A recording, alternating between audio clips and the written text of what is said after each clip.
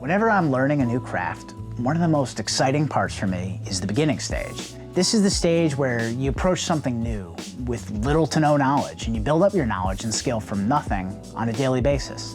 The reason I enjoy this stage so much is because when you take up a new hobby or a craft that you're passionate about, you're sort of like a sponge in the beginning.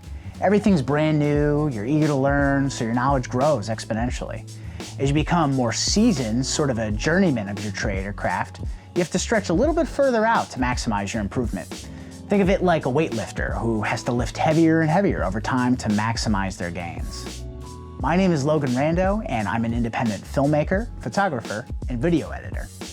Over the last 3 years, I've taken this very journey myself, from complete beginner who didn't know how to use a camera to a sort of journeyman filmmaker who has several short films, documentaries, and corporate projects under their belt. But I didn't get to where I am today magically. I worked daily at my craft, and I made a ton of mistakes along the way. But from those mistakes and failures came new knowledge and growth. I still have light years to go to get to where I want to be as an artist, but for now, I'd like to share with you some of what I've learned to help you along your own journey as a beginner filmmaker. Today, I bring you the top 10 lessons I've learned as a beginner filmmaker. Before we dive in, I want to clarify that this list isn't exhaustive. These are just some of the key lessons that I feel have been the most impactful in my own personal journey. They're all equally important to me, and they're not in any particular order. That being said, if you've learned something in your own journey that you feel is critical for a beginner to know, go ahead and post it below in the comments so we can all share our knowledge and experience. Now let's dive in. Number 10, invest in people over gear. This one is a little bit tricky for a beginner because when you're just getting started, there's always something new to buy. It's important to invest in technology that helps you tell your story. After all, it'd be pretty tricky to make a film without a camera, so I'm not advising that you avoid purchasing new filmmaking gear altogether. What I am advising is that you equally consider investing in skilled people who bring gear and the knowledge of how to use it to your projects. Let's say you're working on a short film that's dialogue heavy. Well, in addition to a camera, lenses, and lighting, you're going to need a high quality microphone to pick up that dialogue. But perhaps you don't have one. So what do? You can A, go on Amazon, fill up a cart with a shotgun mic, boom pole, field recorder, and XLR cable.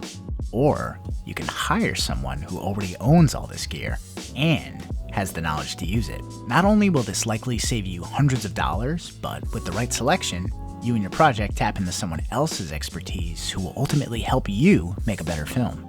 Either way, next time you're considering purchasing something expensive, consider hiring skilled crew instead. Number 9, create your own work. This one sounds simple, but it's actually one of the most impactful things I've learned as a beginner filmmaker. When you're just getting started, odds are your email and phone aren't exactly overflowing with filmmaking opportunities. And why would it be? You're not established yet.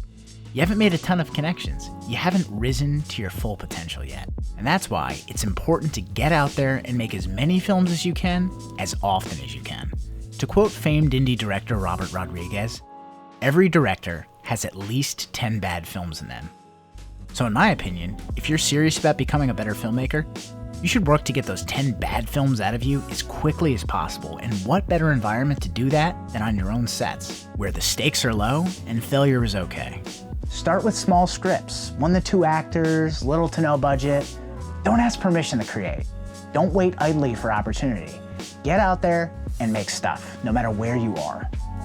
Number 8, do free work. This lesson piggybacks off the last one. Perhaps you're interested in one day making a living, or at least a partial living, off your video and film work. If you're going to do that, you have to be good. And if you're going to be good, you have to have experience.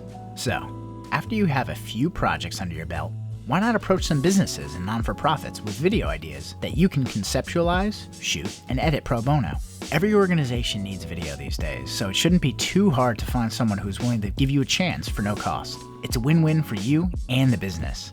They get free video content, and you build up a professional portfolio and make contacts that may one day become clients. If you're really clever and you create something great, you can use that product as leverage for securing paid work with that organization in the future.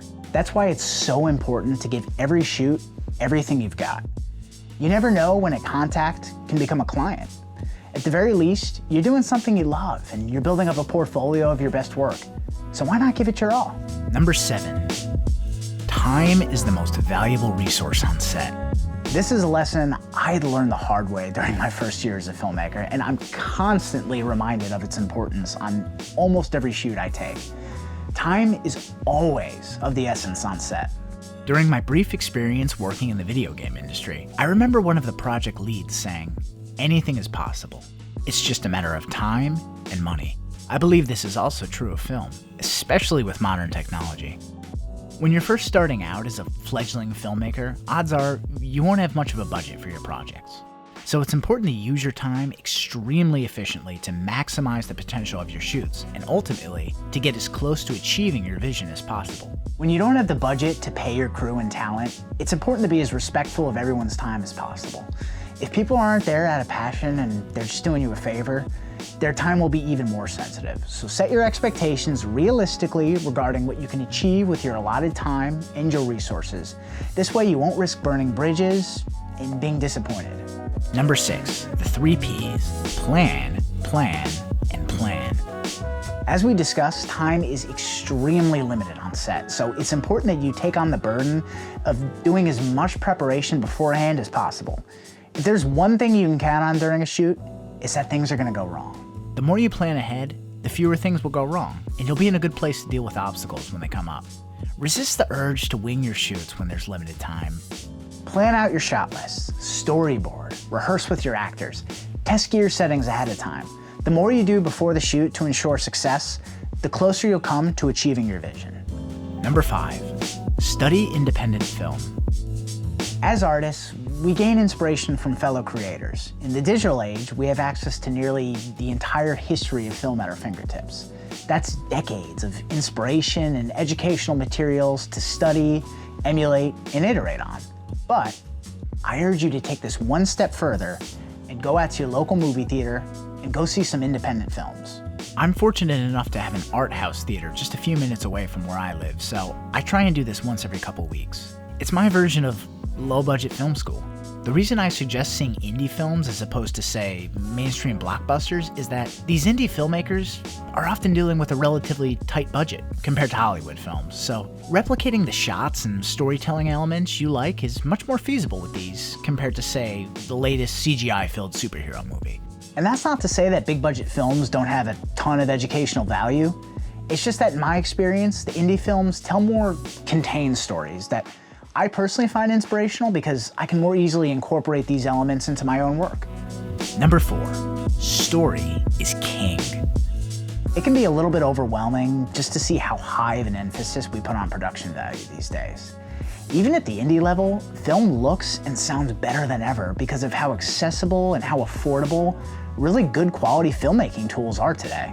But I find solace in the fact that despite all the emphasis on high-impact visuals, story still remains king. So what does that mean for you as a beginner filmmaker? It means that viewers will be willing to look past lower production value if the story is engaging. Take the time to craft a great story, and the rest will follow. Think of it as the foundation of your projects.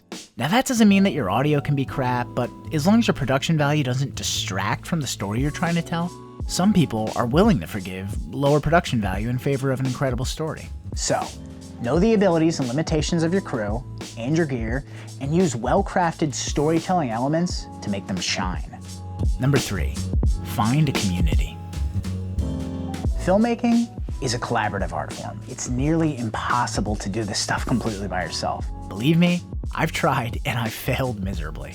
It becomes so much more fun to tap into other people's expertise, creativity, and also get feedback. So find a group of people, get out there and create something together. They don't even have to be filmmakers. You can teach people how to crew, but it's vital that they're passionate about getting the project done. The second you work with someone who doesn't want to be there, you'll realize how much of a detriment that can be to your project. It's easier than ever to connect with like-minded individuals. Trust me, you need people.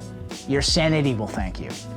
Number 2, learn to love every aspect of the process.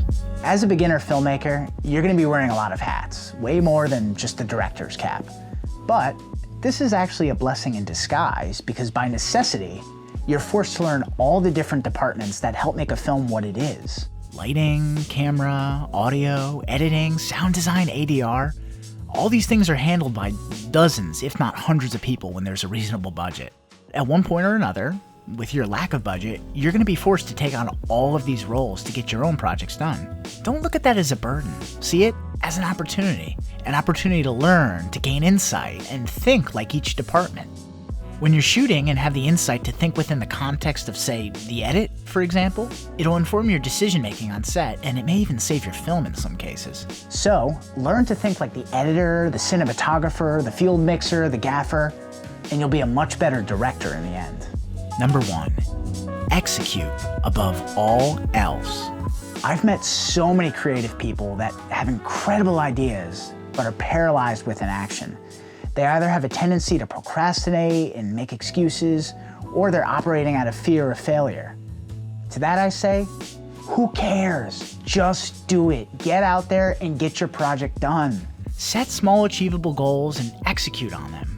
While it may sound cliche at this point, when you're learning something new, practice is so important to improving. It really does get you closer and closer to where you want to be. If you're forever paralyzed by inaction and self-doubt, you're never going to gain the experience you need to rise to your potential. In order to become the best artist you can be, you have to get out there, fail, and learn from those mistakes.